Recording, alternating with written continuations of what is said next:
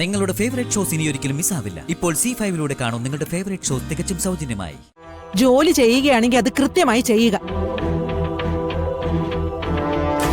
അതിനിടയിൽ ആവശ്യമില്ലാത്ത പ്രശ്നങ്ങൾ ഉണ്ടാക്കിയാണെങ്കിൽ അയാൾ തോറ്റതായിട്ട് എനിക്ക് പ്രഖ്യാപിക്കേണ്ടി വരും. ആ മാല പ്രിയങ്കയ്ക്ക് കൊടുക്കാൻ എനിക്ക് വലിയ ബുദ്ധിമുട്ടൊന്നുമില്ല. വല്ലാതെ പൊള്ളിയോ മോളെ? ഇല്ലച്ചാ, മുത്തശ്ശി പറഞ്ഞ ശരിയാ. ചൂടില്ലായിരുന്നു. എന്റെ തെറ്റാ. നിന്റെ തെറ്റൊന്നുമല്ല, എല്ലാം മുത്തശ്ശിയുടെ വാശിയാ. പോകാൻ ഇറങ്ങിയതാ മോള്. ശരി മോളെ, ഇനിയിപ്പോ ഇതൊരു മനസ്താപത്തിന് കാരണമാവണ്ട. ചെന്ന് ഡ്രസ്സ് മാറി വേഗം പോവാൻ നോക്ക്. ശരി അച്ഛാ. മോളെ, ലക്ഷ്യങ്ങൾക്കായി മുന്നോട്ട് സഞ്ചരിക്കുന്നവരുടെ മുന്നില് എപ്പോഴും ചില വിഘ്നങ്ങളുണ്ടാവും. അതിൽ തളർന്നിരുന്നാൽ അതോടെ എല്ലാം തീരും. അതല്ല, അതിനെയെല്ലാം തട്ടിത്തെറിപ്പിച്ച് മുന്നോട്ട് പോകാൻ തീരുമാനിച്ചാൽ അയാൾ ആർക്കും തടയാനും പറ്റില്ല. മുറിച്ചില്ല.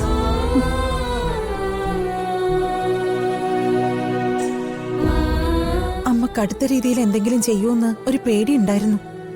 ശ്രദ്ധിക്കുക, കൂടെ നിൽക്കുക. അമ്മയെ സംബന്ധിച്ചിടത്തോളം അമ്മയുടെ ഒരു പേരക്കുട്ടി അത് പ്രിയങ്കയാ. പ്രിയങ്കയുടെ സ്ഥാനം രാധിക എടുക്കൂന്നൊരു തോന്നൽ അമ്മയ്ക്കതൊരു നിസ്സാര കാര്യമല്ല. നമുക്കത് മനസ്സിലാക്കാൻ പറ്റണം.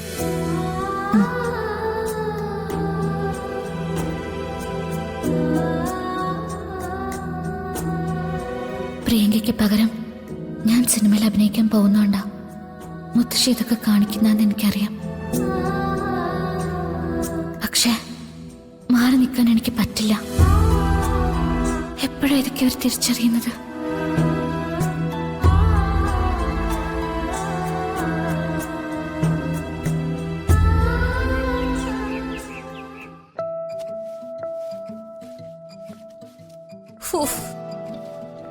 അയ്യോ,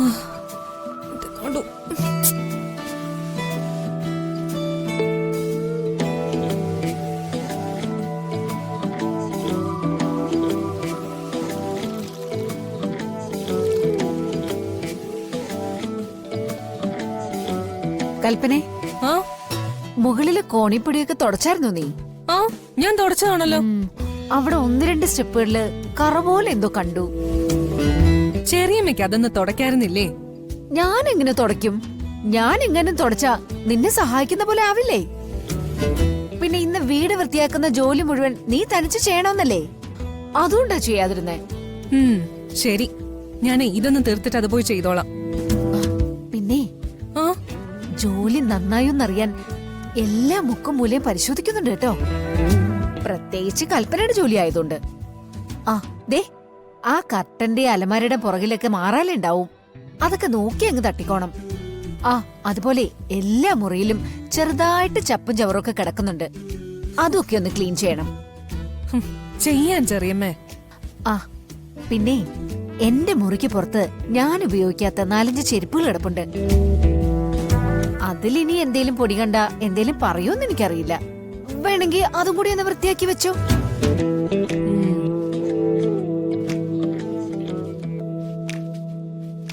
ആഹാ, അത് ശരി.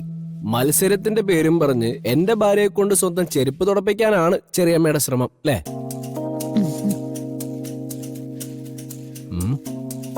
അപ്പോ കൽപ്പനയ്ക്ക് വീട്ടുജോലികൾ ചെയ്യാൻ അറിയാഞ്ഞിട്ടല്ല, മനഃപൂർവ്വം ചെയ്യാഞ്ഞിട്ടാ, അല്ലേ? ഇങ്ങനെ ഒരു അവസരം ഇതിനു മുമ്പ് വന്നില്ല, ചെയ്തില്ല, അത്രേ ഉള്ളൂ. ആർത്തി പിടിച്ച ആളുകളുടെ മനസ്സല്ലെങ്കിൽ എങ്ങനെയാ? എന്ത് ചെയ്യണമെങ്കിലും എന്തെങ്കിലും ഒരു നേട്ടം അപ്പുറത്ത് വേണം. അതെ, എനിക്ക് ആർത്തിയാ. അതിനിപ്പോ എന്താ കുഴപ്പം? ഒരു മത്സരം ഇല്ലാതെ തന്നെ ആ മാല എനിക്ക് തരായിരുന്നല്ലോ. ഒന്നുമില്ലെങ്കിലും മൂത്ത മരുമോൾ എന്ന സ്ഥാനമില്ലേ എനിക്ക്? ഇത്രയും നാളും കുറെ ത്യാഗം സഹിച്ചതല്ലേ? അതൊക്കെ ആരെങ്കിലും ഓർത്തോ?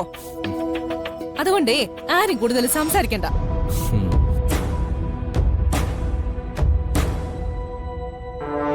എന്താ അത്? ജോലി ചെയ്യുകയാണെങ്കിൽ അത് കൃത്യമായി ചെയ്യുക. അതിനിടയിൽ ആവശ്യമില്ലാത്ത പ്രശ്നങ്ങൾ ഉണ്ടാക്കിയാണെങ്കിൽ അയാള് തോറ്റതായിട്ട് എനിക്ക് പ്രഖ്യാപിക്കേണ്ടി വരും. ആ മാല പ്രിയങ്കയ്ക്ക് കൊടുക്കാൻ എനിക്ക് വലിയ ബുദ്ധിമുട്ടൊന്നുമില്ല. അങ്ങനെ ഇപ്പൊ കൊടുക്കണ്ട. ഈ മത്സരത്തിലെ ഞാനേ ജയിക്കൂ. അല്ല പിന്നെ മാറങ്ങോട്ട്.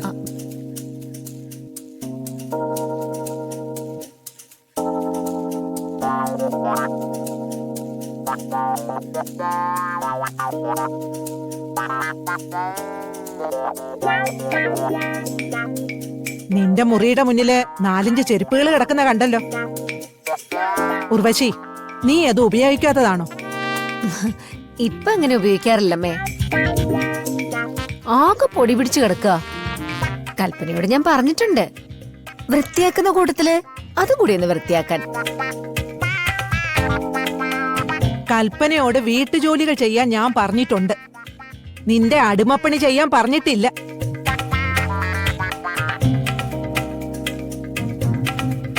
ആ ചെരുപ്പുകൾ അവിടെ നിന്ന് മാറ്റണം, അല്ലെങ്കിൽ വൃത്തിയാക്കി വെക്കണം. ഒരു 10 മിനിറ്റിനകം. മനസ്സിലായോ ഉർവശിക്ക്? മനസ്സിലായമ്മേ. ഉം. എനിക്ക് തത്തിന്റെ കട എങ്കിലും ഞാൻ അവളെ കൊണ്ട് ചെയ്യിച്ചേനെ. അതെ, ഉർവശി അവിടെ നിന്ന് നിന്നേ. എന്തെങ്കിലും പറയാനുണ്ടെങ്കിൽ അത് മനുഷ്യന് മനസ്സിലാവുന്ന ഭാഷയിൽ ഉറക്കെ പറയാം. അല്ലാതെ ചുണ്ടിന് താഴെ വച്ച് സംസാരിച്ചാലേ അത് ചിലപ്പോ നീ എന്നെ ചീത്ത വിളിച്ചതാണെന്ന് ഞാൻ ചിലപ്പോ കരുതിയാലോ. അയ്യോ അമ്മേ, ഞാൻ ചീത്ത വിളിക്കാനോ? ഓ, ഇപ്പൊ എനിക്ക് സമാധാനമായി. ദൈവത്തിനെ വിളിച്ചതായിരിക്കുമല്ലേ?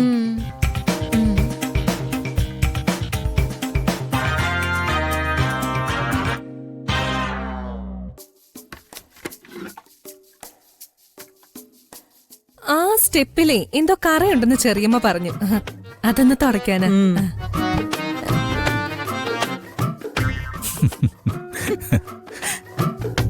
എന്ത് നല്ല പെൺകുട്ടിയാടാ സൂര്യ നിന്റെ ഭാര്യ. ഇവരെയൊക്കെ നന്നാക്കി എടുക്കാൻ മുത്തശ്ശിയുടെ ആഭരണങ്ങൾ കുറേ ചെലവാകും. എടാ വരണ, ഞാനൊന്ന് പുറത്തേക്ക് ഇറങ്ങാം. എങ്ങോട്ടേക്കാ? ദൂരേക്കൊന്നും അല്ലടാ, ഇവിടെ തന്നെ കുറച്ച് നടക്കാൻ. സ്വാതന്ത്ര്യം കിട്ടിയതല്ലടാ, കാലിനും കൊതിയുണ്ടാവും ഒന്ന് അനങ്ങാൻ.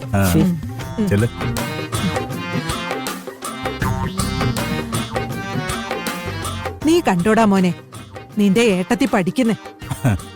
വേറൊരുത്തിയും കൂടി അടുക്കളയിലുണ്ട്. അവിടെ നല്ല പണിയാ. പക്ഷേ ഇതുകൊണ്ടൊക്കെ എനിക്കെന്താ കാര്യം? രാധിക എങ്ങനെ ഇങ്ങോട്ട് വരുന്നേ?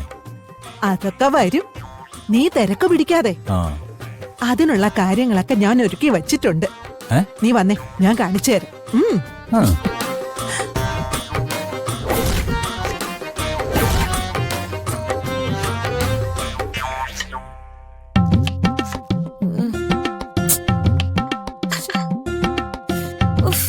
ഇതൊക്കെ കൂടി ഇപ്പൊ എന്തോ ചെയ്യാനാ? മുത്തശ്ശിയുടെ ഓരോ മത്സരങ്ങള്. വല്ല പാട്ടോ ഡാൻസോ വല്ല ആയിരുന്നെങ്കിൽ ഏട്ടത്തെ ഞാൻ നിസ്സാരമായിട്ട് തോൽപ്പിച്ചേന.